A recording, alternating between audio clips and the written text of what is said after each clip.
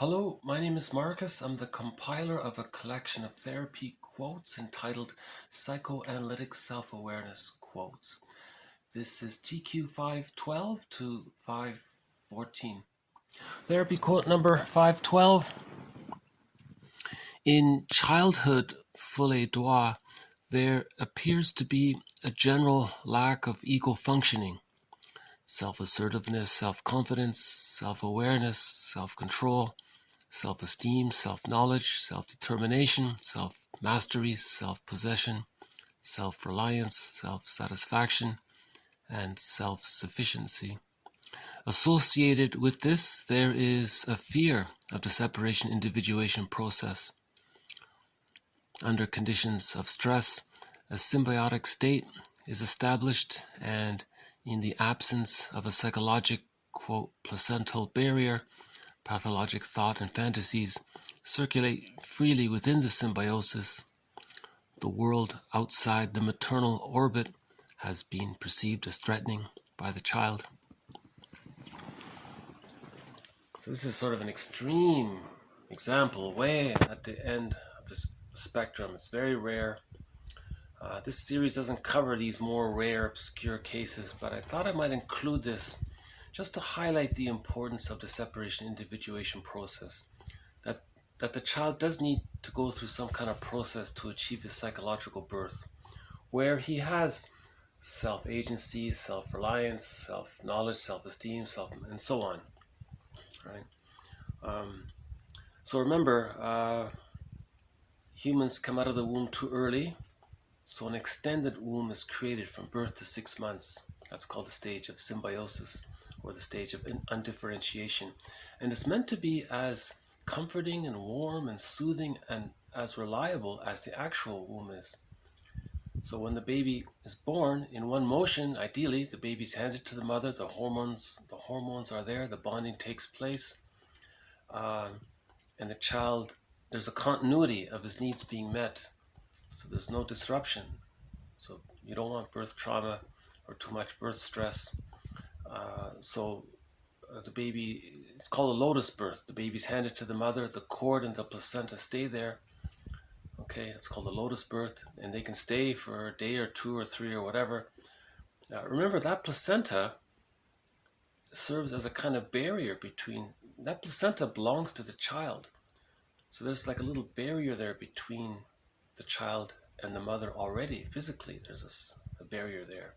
So you kind of maybe want that, because it might serve as a prototype to have a psychological barrier between the child and the mother. I'm not sure, but anyways, now that extended womb from birth to 6 months, the mother's attuned, the baby has a need, it's met. Okay, just like in the womb, all of his needs were met. In that extended womb, the same thing. All of the baby's needs need to be met. It's like a womb. It's an extended womb. The mother doesn't have to be perfect, just good enough, as Winnicott's famous expression, whereby the satisfying, attuned, loving, safe, secure memories outweigh all of the times when the mother was misattuned or frightening and unavailable and so on. As long as the satisfying memories outweigh the frustrating memories, that's okay. That's a secure attachment style. With that secure attachment style from this symbiotic egg, that's the extended womb, now for the psychological birth, the child is ready to hatch out of that symbiotic womb. It's a slow hatching process that begins at the age of 6 months, and it continues until the age of 3 with the psychological birth. Right? So from birth to 6 months, that's called the stage of undifferentiation. If it's safe and secure, the child can, at 6 months, that's the stage of differentiation. The child has a psychic sense of himself, representation of himself in his psychic world as separate from his mother. So there's that differentiation there. That's called the stage of differentiation. Then after that is the practicing subphase. And in this period, the child is playing with his toys and all that. And then in the rapprochement subphase, the child can explore his environment outside of visual range of where his mother is, but he knows his mother's nearby and he can return for emotional refueling as needed. And around the age of 3, all of those satisfying memories condense to form a representation of the mother as being good enough, and that becomes an internalized good object in the child's psyche. Okay, now with that comes basic trust, ontological security. The child has a sense of himself. He is a separate person from his mother. Okay, and that's the psychological birth. So his life force is, the plumb line is to himself. So he has that sense of self. So that's the psychological birth at the age of 3. And then from there, he has access to the real self, the part of him that has all of these capacities, as mentioned in a previous video. Okay, wide range of affect, spontaneity, creativity. He knows his individual unique wishes. He can express them and set goals from there. He can express himself, and he feels alive, and he can have mutual relationships. He sees others as whole people. He sees himself as a whole person. He has empathy and love, and a lot of those human emotions enter the psychological picture at that time as well. Right? He doesn't feel guilty if he's successful. He's not afraid to be himself. If he takes an interest in nature, he doesn't unconsciously think he's betraying his mother, so he can enjoy that. He feels entitled to that, appropriate entitlement, right? And so on. So this example here, if the birth to 6 months, that's during the stage of symbiosis, if that goes awry, if the frustrating memories outweigh the negative memories, there's a negative symbiosis, or if the baby was prematurely ejected out of the symbiotic orbit, okay, that can lead to the hostile provocative attachment style. So the child didn't get his symbiotic needs met. Now as an adult, his attachment style, his way of relating to people is to be provocative and hostile because he's trying to get those symbiotic needs met. It's a developmental trauma to not have one's symbiotic needs met, but after the age of 5, the repetition compulsion around it goes awry because no one can travel back in a time machine to undo all that. But that's what the person that's his positive intention. He's trying to regain his symbiotic needs. So he's looking for someone to play the role of good enough mother for him to bond with, and then so he can separate from. But no one can do that. Right? So it's called a secondary delusion. If let's say the symbiotic needs were more or less met, but not fully, okay, that could be the narcissistic pattern, where his image of the self is blurred with the image of the mother and his psyche. In that case, there's a deep ambivalence there towards the mother. And sometimes the person, that's the narcissistic pattern, so the person could be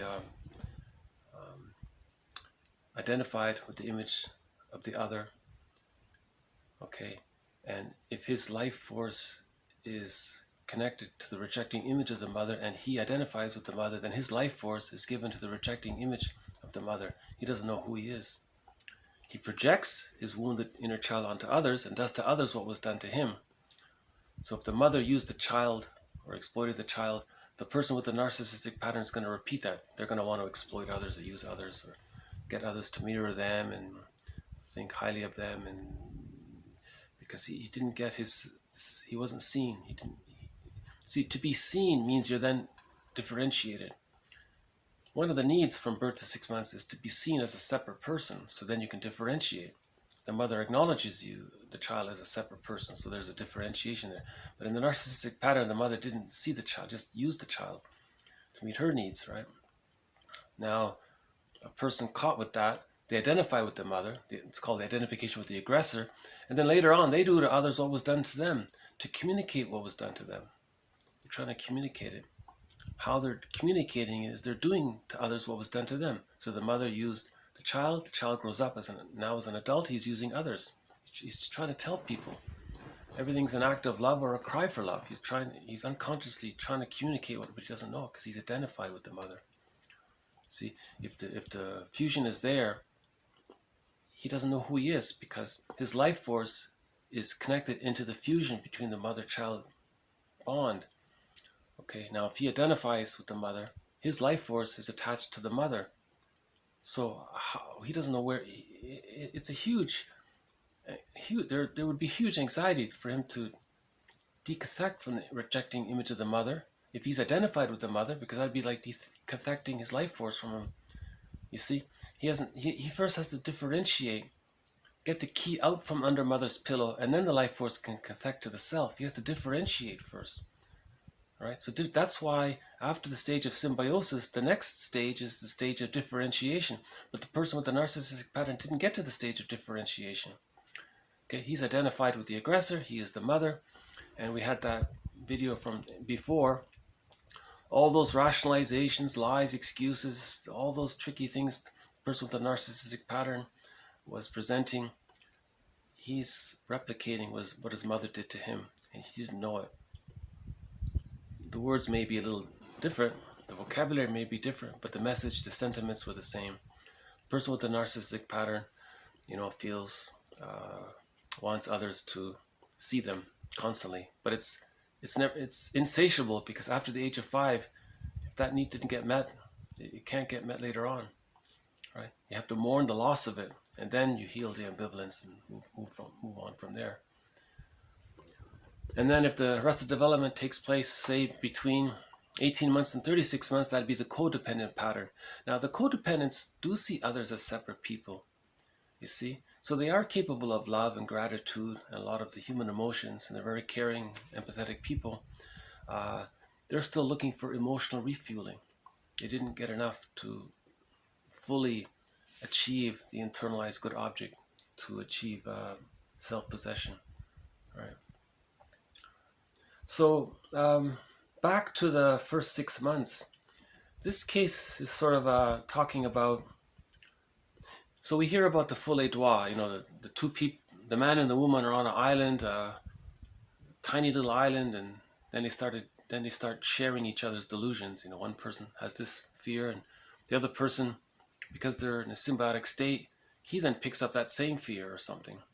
So that's called a shared delusion. This quote is saying this can happen between the mother and the child. So if that's the case, when the child is under stress, he's gonna adopt his mother's fantasies and think they're his fantasies. Now, okay, if that doesn't get healed later on as an adult, if he's under stress and he's with his partner and the partner has some fantasies, he may think they're his or something, because that psychic setup hasn't been resolved. The child needs to achieve psychic differentiation in his psychic world between himself and his mother. That's very basic. I thought that was interesting. Another reason why I included this quote is because they talked about a psychological placental barrier. See, the placenta, maybe that is a prototype for the child to have a barrier between himself and his mother. If we keep the placenta there, the child has a barrier between himself and his mother in the psychic realm that can support that. If this is removed at birth, it makes it makes it easier for the mother's psychic world to impinge upon the child's psychic world. So why not leave that placenta there for the few days? Put it in a bowl, it sits with the mother on the bed, no harm, It's called a lotus birth. Very interesting. There was a movie that talked about this. Maybe that helps the child to have a psychological barrier with his mother.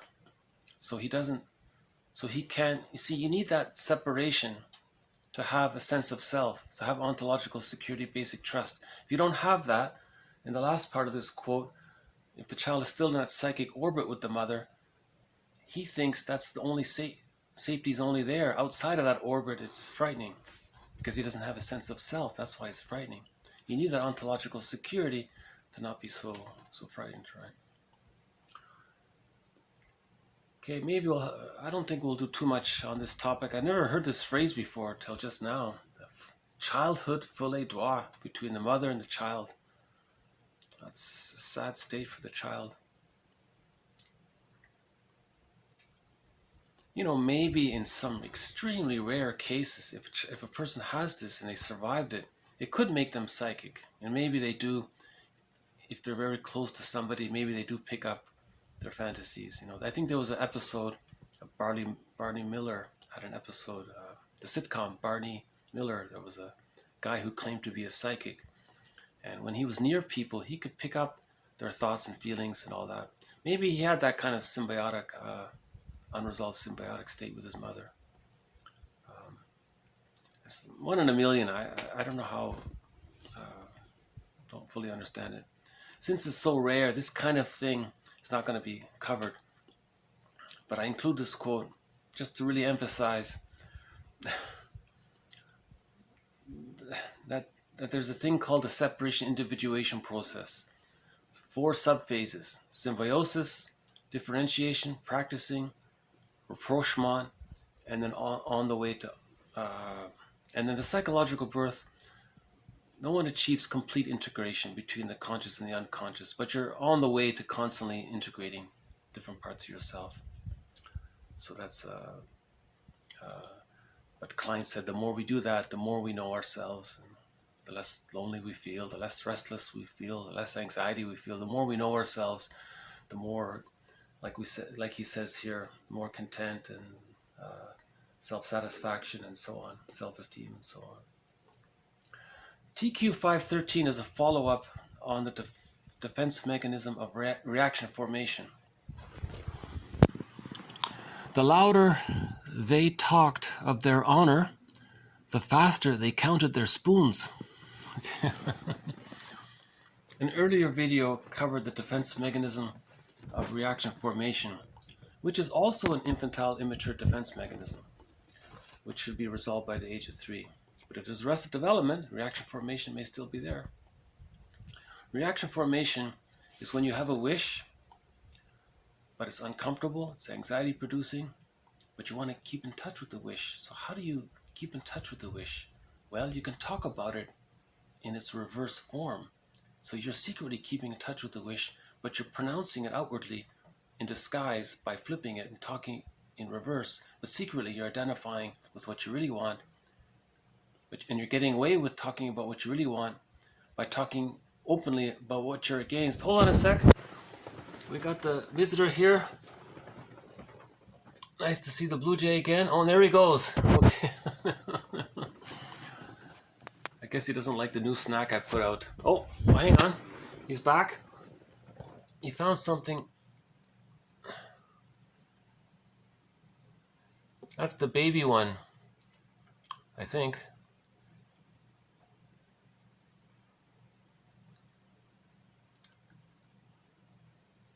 And there he goes. Okay. Yeah, I don't think they like the new snack I put out. I'll try something else tomorrow. Sometimes they're finicky.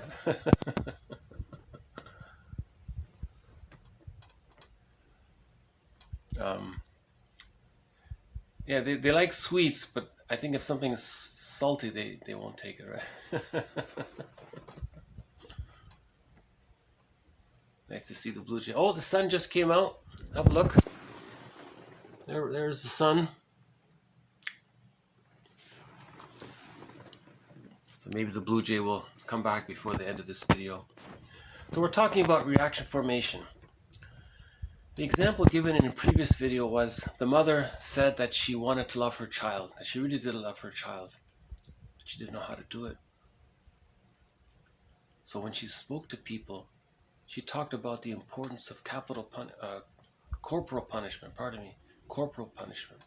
That was her way of talking about how she loved her child. You see, but she didn't know how to do it. It was too anxiety provoking. So she said it's necessary to engage in corporal punishment. It's awful. It's maybe another example might be in this quote here. whoever these people are in the quote, whoever Ralph Waldo Emerson is referring to here, these people were talking about honor is so important, but maybe those people really secretly wanted to do something dishonorable, but they didn't want to admit it, but they wanted to talk about it, so they advertised the opposite. So in other words, reaction formation is when you say the opposite of what you really wish, but you don't know you really wish that. That's the complicated thing, you know.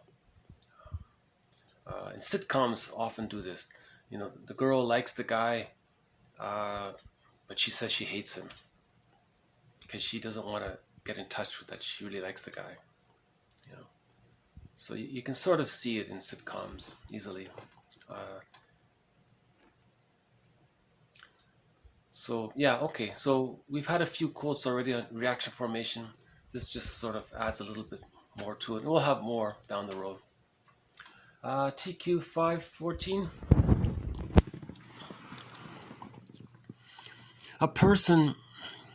The person who is intimate with himself communicates through his attitudes and behavior the message that he is responsible for himself. I thought this would be like a little follow-up as well to making I statements. So we mentioned before about someone named Marshall Rosenberg.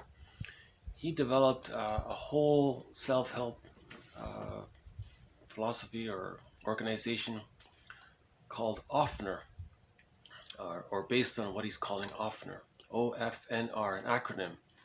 So that's his version of making an I statement. His whole thing was about just make I statements. That's all he wanted to do, teach people how to make I statements. People flew around the world to say, teach me how to make an I statement. I don't know, I'm always blaming. People might say they were always blaming and they wanted to stop blaming, they wanted to take responsibility. How do I make an I statement? So I thought this quote sort of emphasizes that. So the I statement, mentioned previously, but just briefly again, OFNR, observation, feeling, needs, request.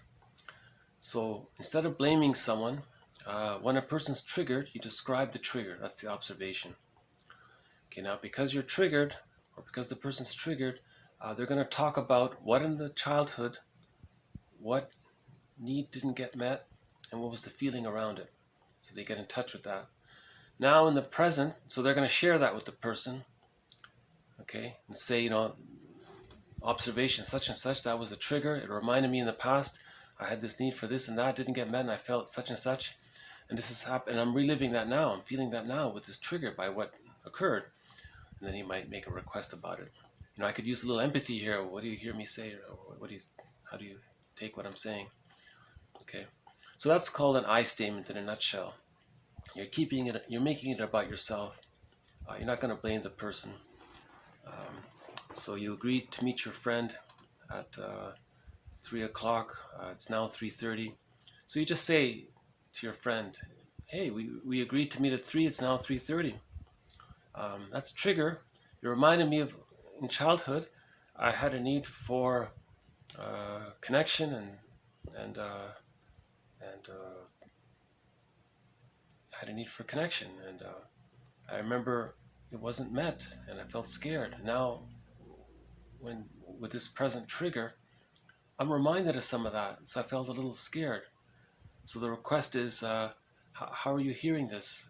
And the person might apologize. Whoa, yeah, now that I know, I understand. I'm very sorry, he might say. Okay, so he's being a little intimate there. He's taking responsibility for him. He's sharing his vulnerability, that his friend being late by half an hour triggered some childhood memory, and he's sharing that, asks the friend how he takes it, and the friend will, now that he knows, he won't do it again, or he's grateful to know more about his friend, kind of thing. That's an I statement. That's it. So instead of, you know, blaming you, do this and this and this and that, he just makes an I statement. Now the person who was triggered, he might make the request. I'm wondering, are you being passive aggressive by being late? Are you angry at me for something? Okay, and then it can go that way. sometimes the person, I noticed, might make an I statement and it triggers the other person. So now the first person says, when you said that I triggered you, that triggered me.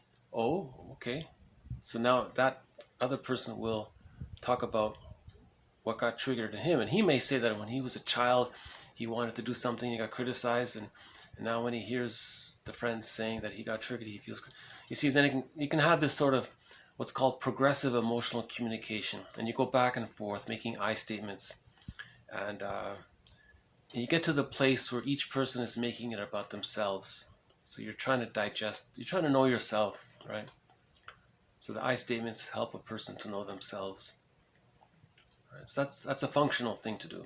That's what functional families do. They make I statements.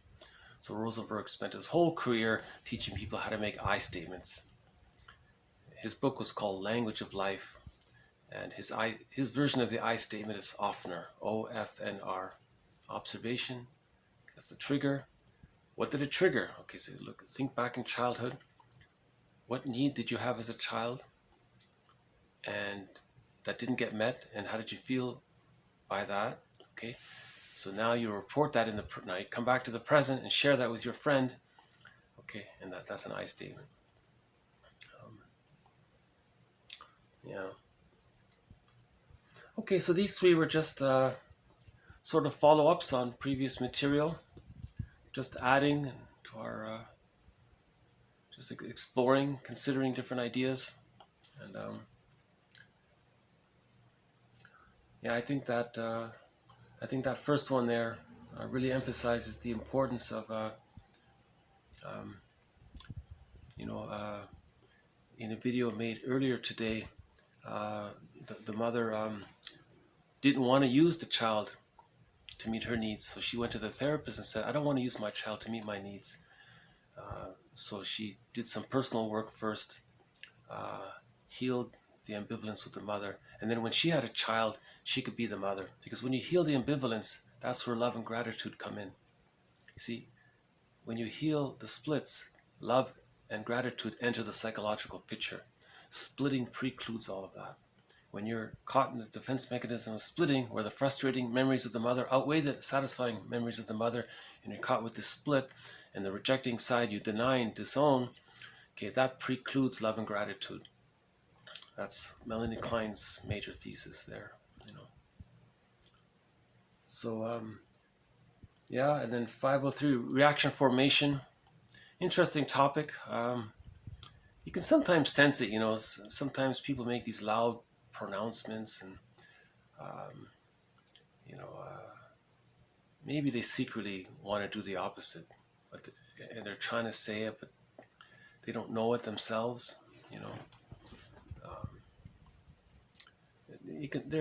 There are a number of examples of that.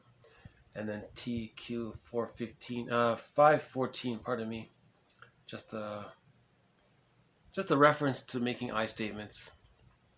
He says here, the person who's intimate with himself, okay, then he can be intimate with others if you're intimate with yourself.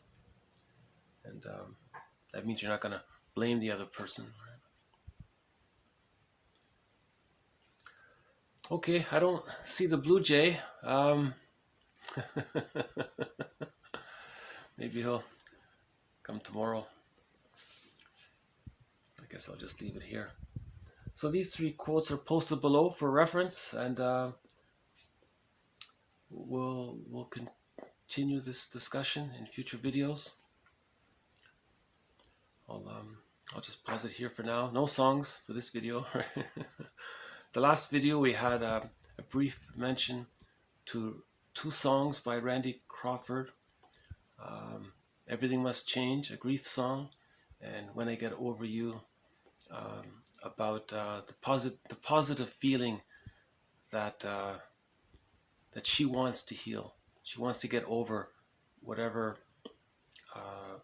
developmental trauma she acquired, or whatever her complicated grief is, or whatever is bothering her. She wants to, and she's celebrating that she's going to get over it, and that she'll find her emotional freedom, and she'll find self-knowledge, self-reliance, self-sufficiency, self-mastery, self-esteem, self-confidence, self-assertiveness, self-control. See, in other words, when you separate the image of yourself from the image of your mother, you have a sense of self.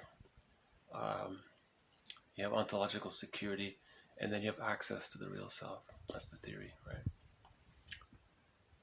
Okay, I'll pause it here for now. Thank you very much. This has been TQ 512 to 514. More to follow. Bye for now.